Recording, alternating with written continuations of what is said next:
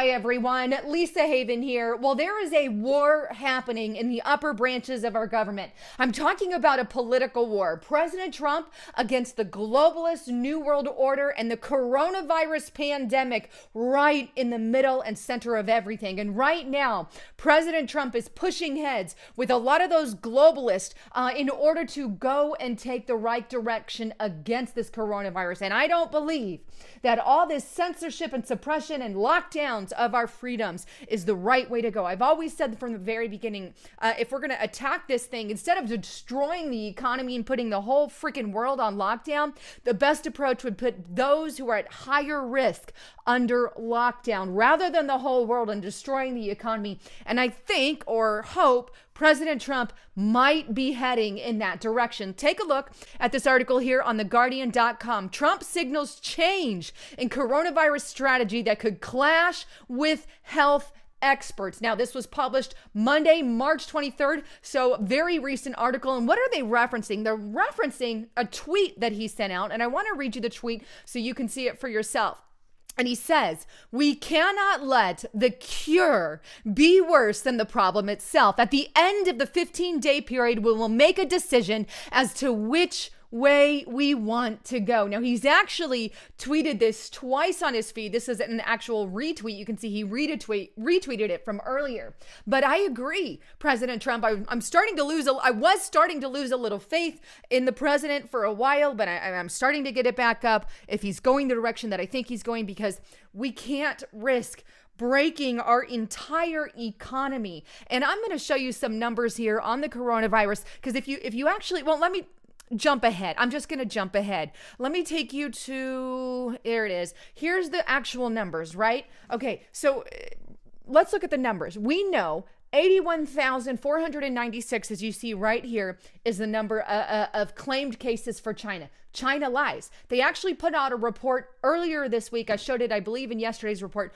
that there was 43,000 test cases that they didn't even count, right? Which would completely throw off these numbers. But China has lied time and time again. So let's use our own numbers for stats, right? They're telling us at the World Health Organization that it's 3.4. I've already proven that that number is exaggerated because they're not including a lot of the actual cases, because they're saying if you have mild cases, we don't test you. But let's just ignore that fact. Let's just go off of our numbers. Let's see what the percentage actually is. If we take, and I've jumped ahead here, but 473, which is your number of deaths, right? And divide it by 35,345 actual cases. We have less than a 1% death rate there. Like your 1% death rate, that's the same as the flu, right? And I think President Trump is starting to see these numbers here, even in the US. Could that go up? Absolutely. But he's starting to see those numbers, and he's saying we can't let this curve so be so focused on the curve that we're willing to kill the economy. And I think that's what he's saying here. So he's saying they're going to rethink some of those decisions, but he's fighting against many in the government, because remember, we've got a lot of globalists in the government. But here too, after he made that tweet, this is why I'm kind of saying maybe he's going to go in the direction of locking down more high risk group, like your nursing home and facilities that are extremely vulnerable, but that they need to be taken care of. But he retweeted some tweets here. Correct. 15 days. Then we keep the high risk groups protected and necessary as the rest of us go back to work. This was retweeted by Trump. And not only that, here's another one here. 15 days, then we isolate the high risk group and the rest of us get back to work. So he's been retweeting some of these tweets on people saying, you know, hey, let's take some real action here. And I like what Tommy Lauren said, and Donald Trump retweeted her. So we are basically on house arrest, but they are letting the prisoners out. Sounds like a brilliant idea. And I agree with her on that one, because it makes no sense. But needless to say, I think President Trump is changing directions, but not without pushback. Like I said in the beginning, from your globalists and even from Anthony Fauci. Here it is on The Guardian. Dr. Anthony Fauci counters Trump claims amid crisis. I just want to get the facts out, he says. The public face of the U.S. scientific community amid coronavirus outbreak is tasked with countering the president's false statements. Why are they calling his false statements? Because they don't want his agenda. They want the globalist agenda. But anyway, Dr. Anthony Fauci, the head of the U.S. National Institute of Allergy and Infectious Disease, has not been fired. That might not seem much in the way of news, but Dr. Anthony Fauci is the public face of the scientific community in the coronavirus outbreak. And such must regularly appear alongside the president on his podium. Across the media, the doctor's reaction to every Trumpian claim, remember this is a globalist outlet, The Guardian, of course, exaggeration or outright lie, they said, frantically parsed for meaning, has occasionally absent from the podium, subject to national debate. In other words, Fauci is absent from the podium sometimes because, well, President Trump tells him to be absent because President Trump tells him to shut the hell up, so to speak, because you're just inciting panic and fear. Remember, I already shared with you the numbers, right? Is that going to go up? Yeah, possibly. Why? Because nobody's had the virus before. It is highly contagious. People can get this virus. Yes, when it hits, it's worse than the flu, but the death rate is not near what they're telling you it is. But here it is. There is a battle being waged in the governments of the world.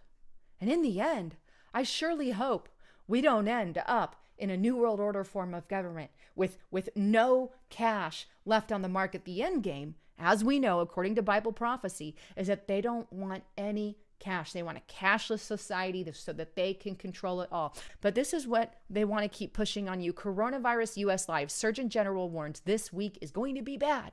People in our government want to continue to scream, it's going to get bad.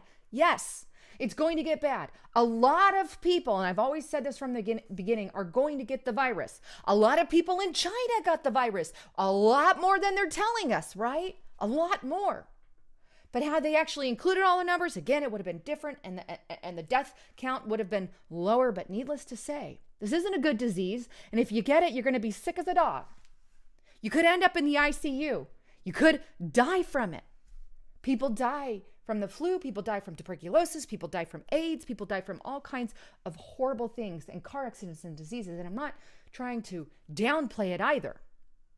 We still need to take it serious, but in any aspect, they're making this panic huge, huge, huge. Even so much so that now, I shared this yesterday, coronavirus lockdown could last 10 to 12 weeks. And that's from the Treasury Secretary Steve Mnuchin, right? Or Munchin or whatever. Why spread that? Because that is what they want to do. They want us locked down for months at a time because it's control. But will President Trump let it happen? Well, we're about to find out. Or will he do the smart thing and say, okay, well, let's keep the vulnerable safe, because we already know, following the curve or not, it's going to spread in the population. Please don't underestimate that. This thing is going to spread just like the flu. And if I were to put a number on it, right here in the US, maybe not a number, but here's what I would say. We would well exceed China here in the US. Why are we going to exceed China's numbers, I believe? Maybe even well beyond that, because the end goal, the end game is to break down order in the United States of America. And if they can continue to feed the panic from this, crash the economy, we're screwed as the country. We are screwed. It's going to take 10 to 20 years to recoup our economic devastation. It's already going to take years now to recoup what's already happened in our economy, but that's on top of the virus. Who is the ultimate enemy of the global order? It's the United States of America and Europe. Who are the two countries that are about to get hardest? United States and Europe. Why? Because they want us controlled. And see, that's why China lied about their numbers. Did they have a lot more cases? Absolutely. They didn't share them. Why? Because the target isn't China. That's where they started it, because that was the easiest one they could start it with. That's where they start them all, right?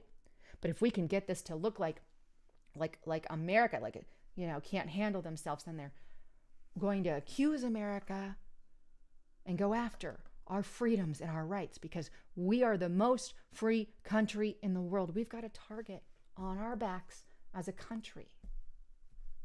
And we have to always keep that in mind. But ultimately, they want to lock us down. And that could happen. They've warned that it could happen. That's Treasury Secretary. And it depends on whose side wins. I'm waiting to see what President Trump does with this. And we already have basically martial law in areas like New York, where the outbreak is exploding. And I think we need to send, we've got all these other states declaring national emergency, like Doug Ducey in Arizona. I'm going to point out my state. Doug Ducey declares a national emergency, and we have less than 150 people who have the virus in this state. What is he doing? He's holding the money and the supplies for other states that need it. States like New York need the emergency money. States like New York need some of the medical supplies, but we're going to hog it here in our state and lock down our whole state here in Arizona. I won't be voting Doug Ducey back in, by the way. That's just my own personal bit. But moving on. In the middle of all this, they're taking away more of our freedom. This is a point.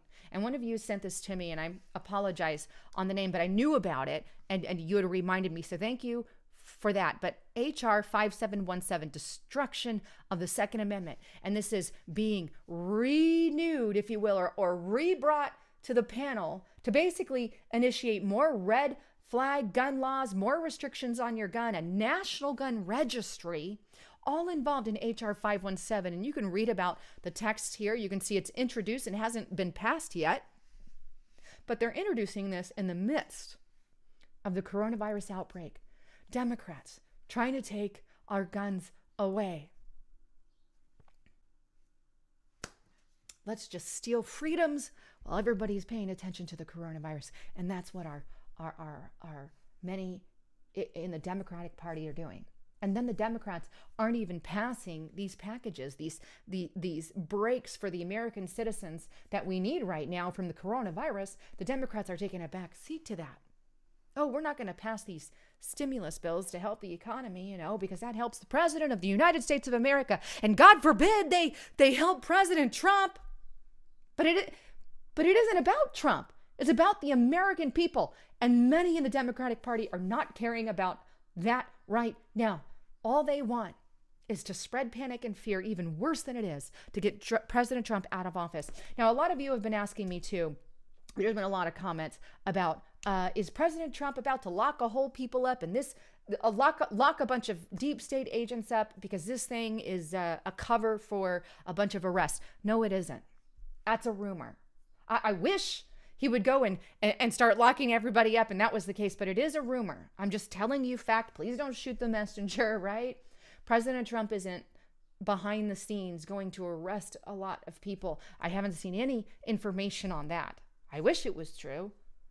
But anyway, I just wanted to kind of clear that up for you guys who had questions on that. But anyhow, again, this virus isn't good. It can and will overload some of our hospitals. It already is overloading in New York. That's why we got to send help into New York.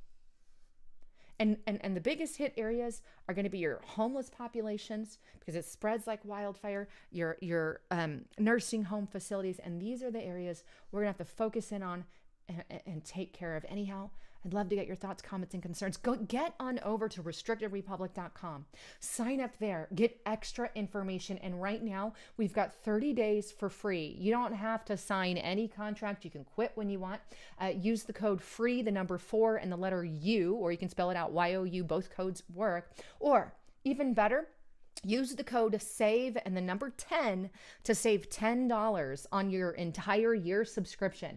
And this is going to get you through an entire year of service so you can follow the latest up-to-date information, because as we go, more and more info is being suppressed here on YouTube. Anyhow, I love you guys. Thanks again for tuning in. I'm Lisa Haven, signing out.